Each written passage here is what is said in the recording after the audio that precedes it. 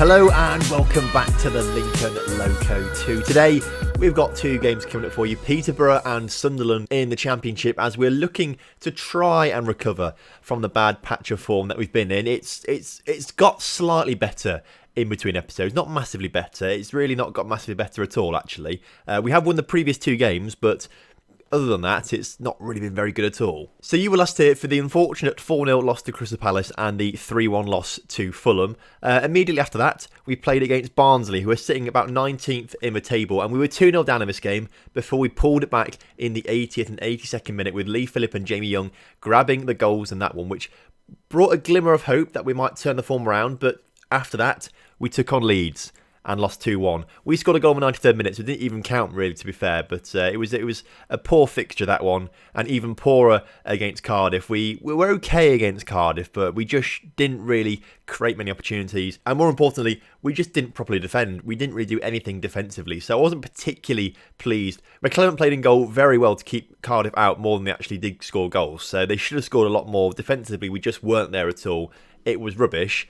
And then, you know, we got to the point where I'm thinking, okay, we need to probably change tactics. We need to do something, because December, January and February had all been abysmal. But I thought, no, let's not change tactics yet, even though really the evidence says I should have changed tactics. We did a team meeting. I thought I'll give them one chance. I'll do a team meeting, which went well. And then all of a sudden, we went and beat Middlesbrough 4-0. Langley, Phillip and Donker with the goals in that one. And I don't understand how we did it, how it happened, but we beat Middlesbrough at 4-0, and Reading, after that, we beat them 2-0 with a penalty from Rendell and Lee Phillip scoring later on in the game as well. Somehow, we got 6 goals in 2 games with clean sheets after being absolutely abysmal for 3 months in a row. So this is the best bit of form we've been in since last year, which is a bit crazy. It might be too late to get into the playoffs at this stage now. Now, we've still got games to play this season, of course. We've got Peterborough and Sunderland today. In the next episode tomorrow, we'll have Hull and Charlton. We sit currently 8th in the table. We are 5 points off Bristol City, so it's not beyond the realms of possibility to get ourselves back in the playoffs.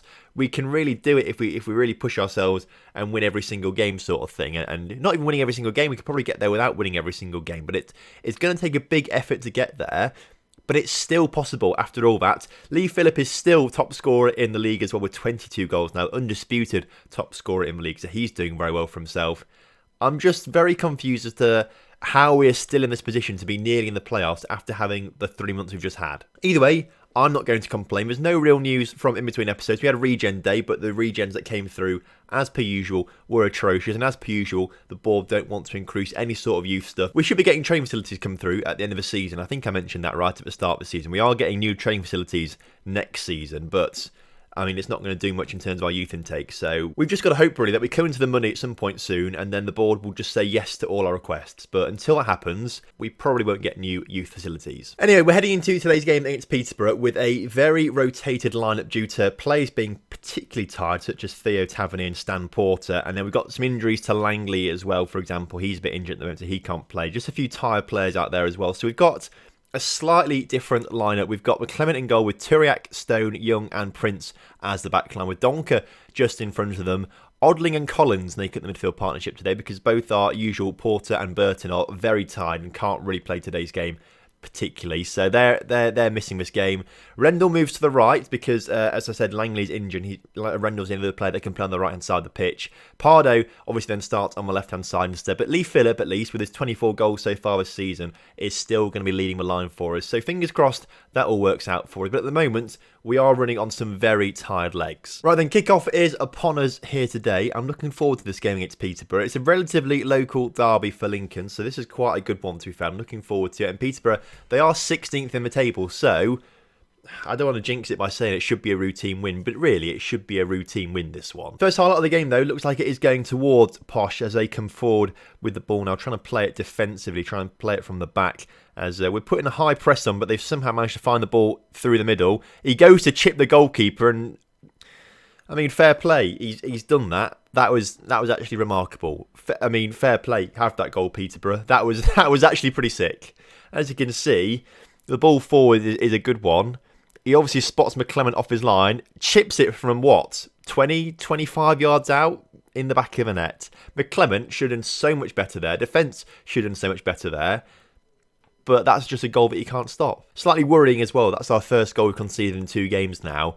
I feel like we're just going to capitulate now that we've conceded a goal and everything's going to go back downhill again. Doesn't help either, actually, that we're playing a very weakened lineup with two very tired players in Donker and Rendell. They're both very, very tired still. They've had to make the sacrifice of actually playing today's game, unfortunately for them. But coming forward again, though, are Peterborough, which is a worry, as again, we've got the high press on, but it's not really that effective. They still find the ball forward to their winger, who's in behind the defence, and that should have been a goal. But if it was their right back taking the shot by looks of things, number 2, so that was lucky for us. It wasn't their actual striker, else that probably would have gone in the back of the net. And again, oh, it's our highlight. I thought it was a throw in up there. And the manager there in the blue, that's what made me think their manager was taking the throw in, but obviously it's not, because we're in possession with Gabriel Turiak, who's not played too many games recently, is looking to cement himself back into the lineup today. As Odling on the ball, who you've not really seen much of, has played well when he has played, but when we've got Porter and Burton, you know, we can't really swap those guys out, as Philip is in behind the defence, gets his 25th goal of this season in superb style there, putting it into the back of the net. And I would love to keep Lee Philip next season. I'm going to do my utmost to get him back on loan once again, because he's been so good. It's been years, seasons and seasons since we've had a striker get more than 20 goals in a season. And at the moment, he's probably on for 30 goals or so this season, which is really exciting. He's grabbed his 25th here today. I love to see it. Just before half-time, though, Peterborough want to try and unsettle us a bit as they get the ball forward to their striker, who scored the chip from miles out, puts it just wide of the post this time. He looks very dangerous. Oladapo, he looks very dangerous. I might try and scout him out to sign him at some point. But we do need to make some changes, and actually, it's getting on a bit. We need to make the changes now. I'm going to bring Ross Burton on. Okay, he's going to come on as a deep line playmaker just because I think he's going to do a good job there. I kind of thought we had Langley on the bench, but we don't. Of course, he's injured, so he couldn't actually play anyway. So that's a bit of an issue. We could bring Mark Mason on, which I am tempted to do, but Philip has been playing quite well. We just need to get Rendell off the pitch, really, because he's the one that's looking the most tired, but just no one can play in his position, so I think we're going to have to sacrifice him, really. We're going to say get creative out there, I think, for the final 15 minutes or so. I reckon just trying to promote a bit of creativity out there might get us the win against Peterborough. I mean, I'll take a draw against Peterborough. I'll take any points at the moment. I mean, we've lost so many games recently. A single point, a draw would do. Well, that would suffice for me. A win obviously is better, but I will take the draws. As we're only 3 minutes from time, that's gone very quickly. We're going to demand more for the final few minutes of the game. If we can grab one very late on, that'd be great, but it's not the end of the world if we can't. And if anyone's going to grab one at the moment, it's going to be Peterborough, as with 30 seconds or so to go, they're on the ball, coming forward with it. Hopefully, this is just the end highlight of the game and they won't score a goal, but you never quite know with these things, especially when Oladapo's on the ball. And if we score a magnificent chip earlier on in the game, you can never write him off with his chances. Although we've made a tackle, the referee's blown his whistle, and it is 1-1 in the end, which, I mean, it's not the worst result in the world. I will take that, especially given the past 3 months we've had, and it adds to our unbeaten run still, which is also quite good. So we'll take that. Luckily for us, though, and for our players, we do have 14 days off now before the game against Sunderland, who are sitting just above us in the table, so it's going to be a very tight one. But we've got 2 weeks off, obviously, for an international break, which our players are going to love, because they're pretty much exhausted at the moment. They're very close to just not wanting to play football for again ever, because they're just so tired right now. Now, I don't mean to go against the coaches and stuff here, but Stan Porter has apparently got a competitive streak, which obviously means he should get lots of red cards. He's picked up 1 yellow card all season, which I'm very right. Let's have a look at this. This season, 1 yellow card in all competitions. Last season, 2 yellow cards in all competitions.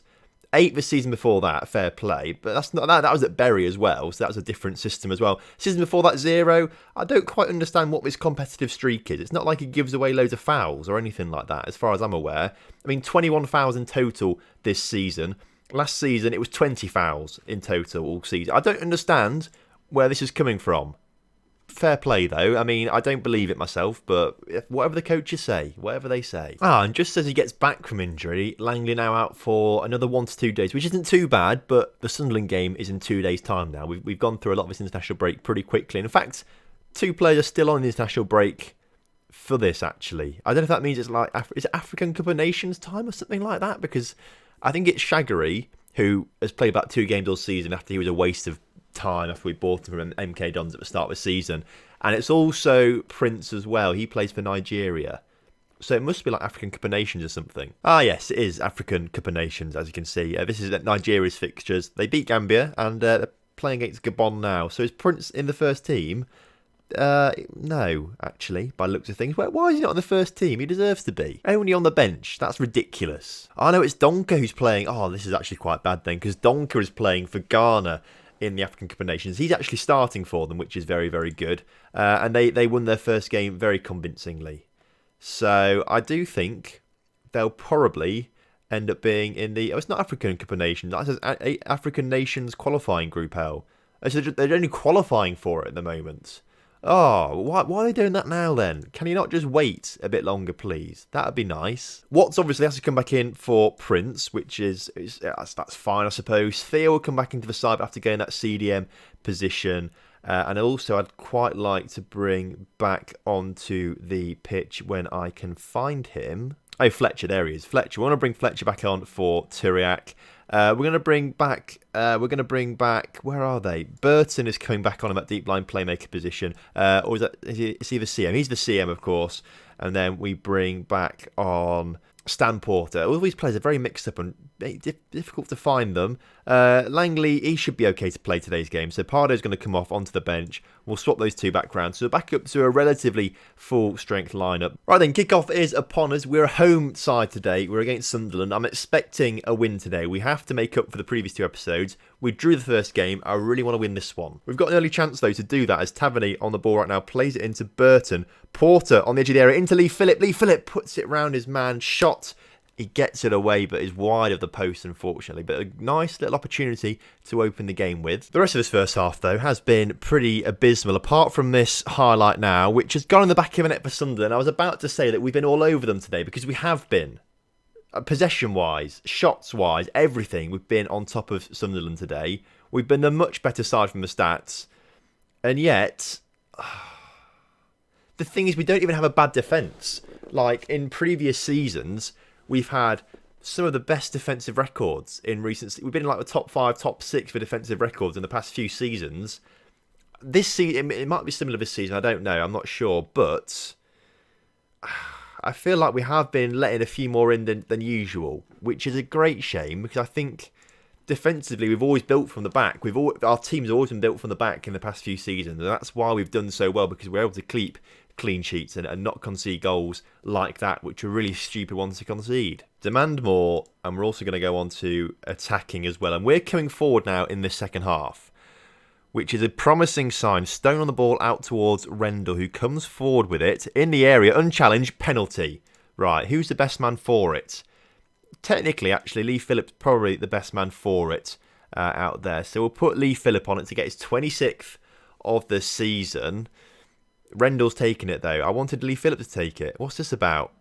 Okay, Rendell's taking it then. He does score it, though, fortunately, which is very good for us, because if he hadn't scored it, I'd been very, very cross that the game hadn't changed it to Lee Phillip for me. That's Rendell's 12th of the season, which isn't bad from the wing. Straight down the middle as well. Keeper goes massively the wrong way. He committed very early on there, and all that Rendell had to do was just put it down the middle of the pitch, or middle of the goal line, sorry. And we've now got half an hour or so. So grab a goal out of this. So we're going to say demand more. I'm tempted, actually, to take Taverny off the pitch, who's not... Well, he's played well, but he's very tired. I'm tempted to do this, and we'll bring Pardo on. No, let's bring...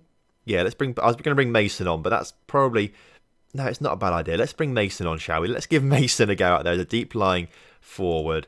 Let's give him a chance to show us. Taverny heads it across goal, and apparently Lee Phillip's offside, so that doesn't even count. That was obviously just a highlight for the substitutes being changed, but... 20 minutes to go in today's game. I'm putting my faith in Mark Mason here. And to be fair, I'm not really feeling that anyone's doing anything. Lee Phillip's on a 6.4, so we're going to bring Pardo on for him. Change the strike force completely out there. Hopefully grabbing some goals in the process. But with 10 minutes to go, it's looking like another 1-1 draw, despite us absolutely dominating Sunderland here today. We've got it's Sunderland. We're coming forward the ball at the moment, actually. We're keeping a very, very high line there. We've got a few players in front of the ball there, which isn't great. And here comes Sunderland. Great Great first save, great second save, but the third save wasn't there. Sunderland have scored, and it's our fault tactically being too attacking, but we couldn't really go anything less than that because we wanted the win, but we had far too many people forward. I don't know how that challenge hasn't been made. Young, he slides in brilliantly, I suppose, but he completely misses the ball and the player goes past it, and that's how they score. And we've gone and lost another game. And we just can't quite seem to get out of this slump that we're in at the moment. We had 2 wins and a draw. That's it. We've just been in a really massive slump. Demands more. Very attacking. Let's grab a goal right at the end to just redeem it slightly, please. But watching the clock in the top corner, there's 10 seconds to go. McClement gets rid of the ball, and we're starting to come forward with it, but there we go. The whistle's blown. Sunderland have run away. 2-1 winners here, despite us being far and away the better side. And this is just the cycle of what's happening at the moment.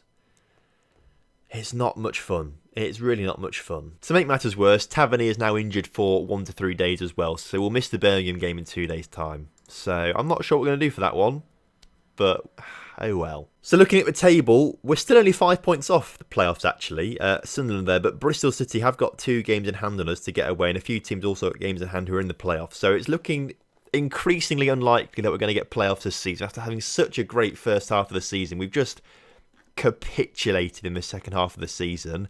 If we win every single game for the rest of the season, we'll be in the playoffs. But we're not going to win every single game for the rest of the season, are we? So I don't think we're going to get playoffs. But you never know. We'll come back for the Hull game and the Charlton game, and we'll see. We'll see what's happened. Fingers crossed we get the playoffs we want, and it'll all be fine. It will all be fine. But I can't promise it. So join me tomorrow for potentially the final episode of this season. Maybe it might not be. We might get playoffs still. So you never know. Join me then, and we'll see what happens. But thank you very much for watching today's episode. If you enjoyed it, please do drop a like on the video for me. And I'll see you next time for some more Lincoln Loco action.